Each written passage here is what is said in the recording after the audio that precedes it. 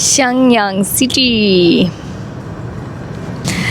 ಇದು ನೋಡಿ, ಮ್ಯಾಕ್ಸಿನ ಕಾರಲ್ಲಿ ಒಂದು ಸುಮಾರು ಕೈ ಇರುವ ಬುದ್ಧ. ಇದು ಲಕ್ ಆ್ಯಂಡ್ ಬ್ಲೆಸ್ಸಿಂಗ್ಸ್, ರೈಟ್? ಇದು ಲಕ್ ಮತ್ತು ಬ್ಲೆಸ್ಸಿಂಗ್ಸಿಗೋಸ್ಕರ ಅಂತೆ. ಯಾವ ರೀತಿ ನಮ್ಮಲ್ಲಿ ಕಲ್ಚರಲ್ ಸಿಮಿಲ್ಯಾರಿಟೀಸ್ ಇರ್ತದೆ ನೋಡಿ.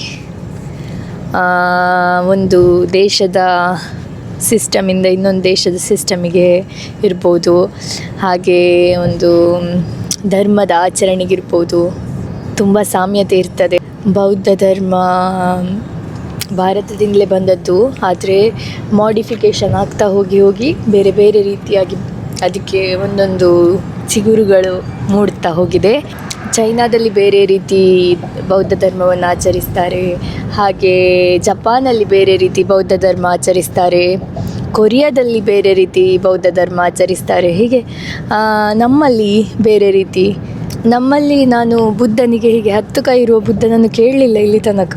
ಮೋಸ್ಟ್ಲಿ ನಾನು ಅದರ ಬಗ್ಗೆ ಡೀಪಾಗಿ ಓದದ ಕಾರಣ ಇರ್ಬೋದು, ಗೊತ್ತಿಲ್ಲ. ಆದರೆ ಇಲ್ಲಿ ನೋಡಿ, ಚೈನಾಕ್ಕೆ ಬಂದಾಗ ಬುದ್ಧನಿಗೆ 10 ಕೈಗಳು ಬಂದಿದೆ. 10 ಕೈಗಳಿರುವ ಒಂದು ಬುದ್ಧ.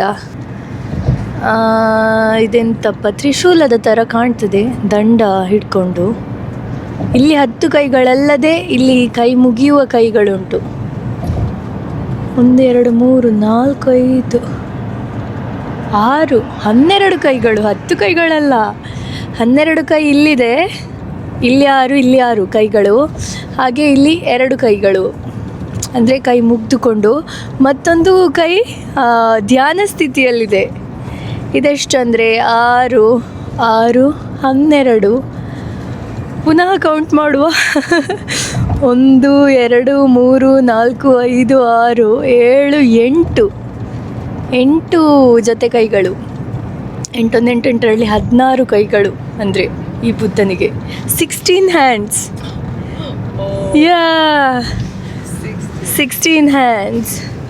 ನಿನ್ನೆ ನಾವು ಮಾತಾಡುವಾಗ 10 ಕೈಗಳು ಅಂತೇಳಿ ಮಾತಾಡಿದ್ದೆವು. ಈಗ ಗೊತ್ತಾದದ್ದು 16 ಕೈಗಳಿರುವ ಬುದ್ಧ ಇದು ಅಂತ. ಎಂಥ ಇಂಟ್ರೆಸ್ಟಿಂಗ್ ಅಲ್ಲ?